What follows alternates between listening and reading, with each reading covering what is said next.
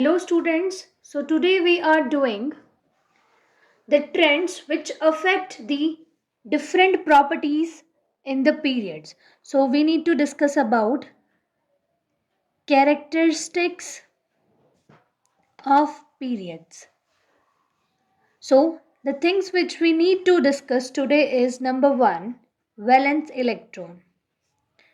Valence electron, or we can say outermost electrons.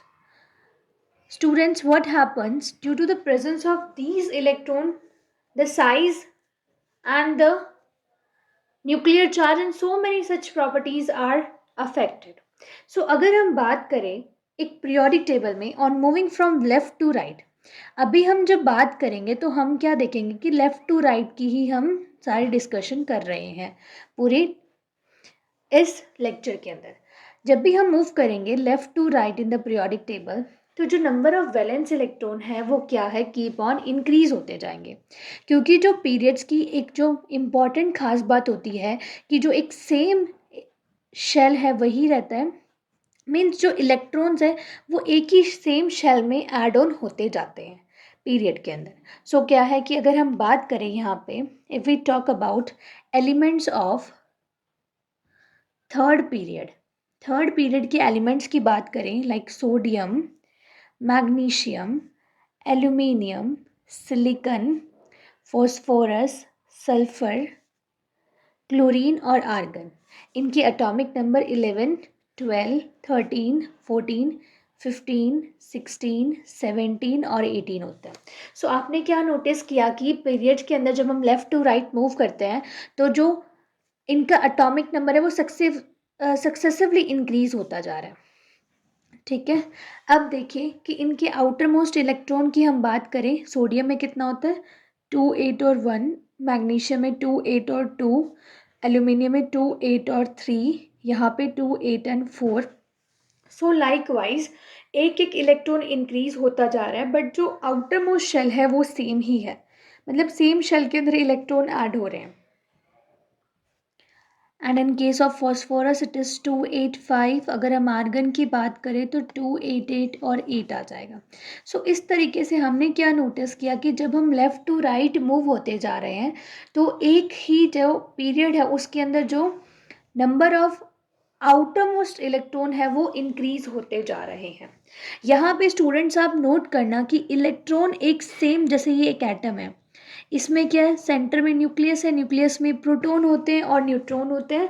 Nucleus contain proton and neutron. Neutron is having a charge of 0.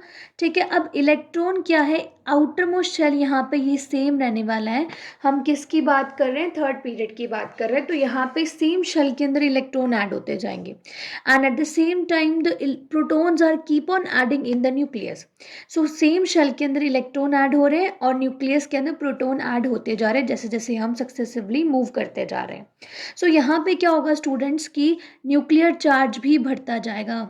Nuclear charge will also increase. क्यों increase होगा, क्योंकि nuclear charge depend करता है number of protons के ऊपर, number of protons. ठीक है. तो यहाँ पे क्या है कि जितने ज़्यादा प्रोटॉन्स आएंगे न्यूक्लियस के अंदर, न्यूक्लियर चार्ज बढ़ता जाएगा क्योंकि इलेक्ट्रॉन तो सेम ही शेल में ऐड हो रहे हैं. अगर इलेक्ट्रॉन सेम शेल में आ रहे हैं तो eight the same time nucleus के अंदर भी प्रोटॉन्स बढ़ते जा रहे हैं. सो जो न्यूक्लियर चार्ज है वो क्या होता जाएगा, लेफ़्ट टू राइट वो भी इंक्रीज होगा. क्योंकि स्टूडेंट्स न्यूक्लियर चार्ज के ऊपर साइज डिपेंड करता है एटम का. Atomic size is depend upon this nuclear charge. So valency में हमने क्या देखा कि वैलेंसी जो है लेफ़्ट टू राइट होने पर वैलेंस इलेक्ट्रॉन जो है वो क्या है, बढ़ते जा रहे हैं. और लास्ट में आर्गन तक जाने के बाद एक नोबल गैस कन्फिग्रेशन अचीव हो रही है. This is noble gas configuration जिसके अंदर जो शेल है वो फुली फिल्ड होता है. यहाँ पे क्या लिखेंगे आप, फुली फिल्ड होंगे. ठीक है. अब हम सेकेंड की बात करें, इसमें वैलेंसी की बात करते हैं. We need to talk about here about valency. Valency क्या होती है students, combining capacity. Combining capacity of an atom atom, कि एक एटम किसी दूसरे एलिमेंट के साथ कितने अपने इलेक्ट्रॉन एक्सचेंज कर सकता है और कितने इलेक्ट्रॉन के साथ कंबाइन कर सकता है, वो उसकी कंबाइनिंग कैपेसिटी होती है। अब ये सभी एटम्स की अपनी अपनी होगी डिफरेंट, और डिपेंड करेगा कि उसके अंदर कितने वैलेंस इलेक्ट्रॉन है। सो जो वैलेंसी है वो टोटली किस पे डिपेंड करती है, वैलेंस इलेक्ट्रॉन पे डिपेंड करती है। सो इसके लिए हमें समझना है students octet rule. Octet rule क्या कहता है कि हमेशा जो एलिमेंट्स हैं उनमें के, एल, एम और एन शेल होते हैं। के में 2 इलेक्ट्रॉन आ सकते हैं, ठीक है, एल में 8 आ सकते हैं, एम में भी 8 और एन में 18, ठीक है। According to this electrons fill होते जाएंगे और हमेशा हर इलेक्ट्रॉन एक स्टेबिलिटी की तरफ जाना चाहता है। It need to gain stability, और स्टेबिलिटी अचीव होने के लिए या तो उसका डबलेट या फिर उसका ऑक्टेट ये कंप्लीटली फिल्ड होने चाहिए, देन ओनली ही एटम स्टेबल होगा। सो अब वैलेंसी की बात करें हम, लेफ्ट टू राइट जाने के अंदर एक पीरियड के अंदर जो वैलेंसी है एलिमेंट्स की वो इंक्रीज होती है फ्रॉम 1 to 4, 1 to 4 तक तो वो इंक्रीज हो गई, and then it decreases, then decreases to 0। ऐसा क्यों होता है स्टूडेंट्स, ये देखते हैं हम। हमने इससे पहले बात की थी वैलेंस इलेक्ट्रॉन की, तो वैलेंसी भी क्या होती है, वैलेंस इलेक्ट्रॉन पे ही डिपेंड करती है। अब हम बात करें सोडियम की, तो सोडियम में कितने इलेक्ट्रॉन है, सोडियम में 2, 8 और 1 इलेक्ट्रॉन है। मैग्नीशियम में 2, 8 और 2 इलेक्ट्रॉन है। सो ये सोडियम का एक इलेक्ट्रॉन क्या होगा, रिलीज हो जाएगा, ठीक है, क्योंकि इसके एक इलेक्ट्रॉन रिलीज होते ही इसके पास एक नोबल गैस कॉन्फ़िगरेशन आ जाएगी, दैट इज 2, 8, जो कि कितने होते हैं 10 इलेक्ट्रॉन, जो कि किसकी होती है, नियॉन की होती है, ठीक है। उसके बाद मैग्नीशियम भी अपने 2 इलेक्ट्रॉन दे देगा। Then we talk about aluminium, it will also give its these 3 electron. Silicon भी 2, 8 और 4 होता है, तो अपने 4 इलेक्ट्रॉन तक क्या है कि ये दे सकता है। सो वैलेंसी 1 to 4 में तो क्या होती है, इंक्रीज होती है, क्योंकि इसकी 1 आएगी, इसकी 2, इसकी 3 और इसकी 4। ऐसा क्यों, क्योंकि ये अपने जितने इलेक्ट्रॉन्स दे देंगे तो इनको एक नोबल गैस कॉन्फ़िगरेशन 2, 8 की मिल जाएगी।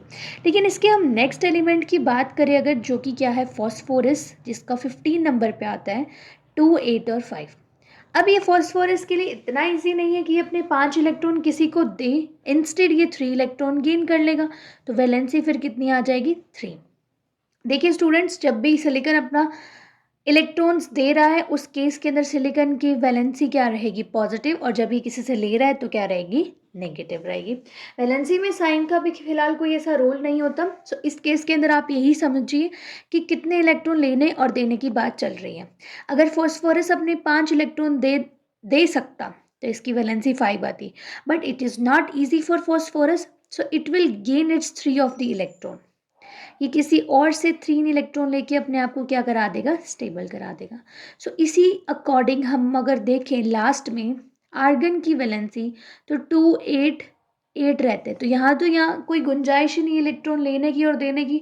सो in that condition argon has a valency of 0। इस केस में आर्गन ना तो किसी को अपनी वैलेंसी कोई अपनी इलेक्ट्रॉन देगा और ना ही किसी से लेगा। सो वैलेंसी 1 to 4 में तो क्या होती है, इंक्रीज होती है, and then it decreases to 0। It is very important, ये जो ट्रेंड है ये एग्जाम में क्वेश्चन पूछे जाते हैं इनके ऊपर। If we talk about the third property, that is the size of the atom in a period, size of an atom in the period on moving from left to right।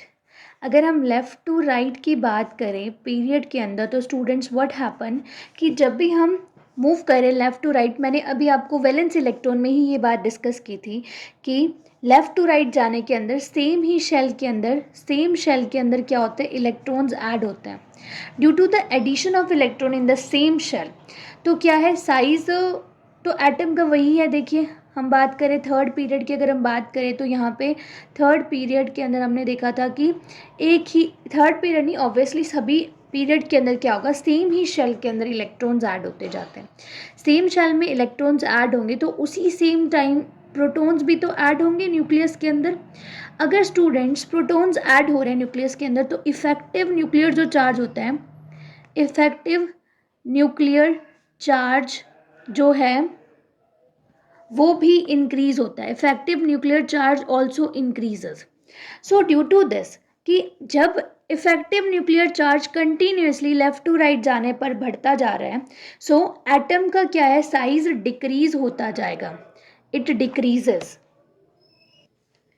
So due to the addition of electron in the same shell, the effective nuclear charge increases, which decrease the radius of the atom size, or we can say radius of the atom.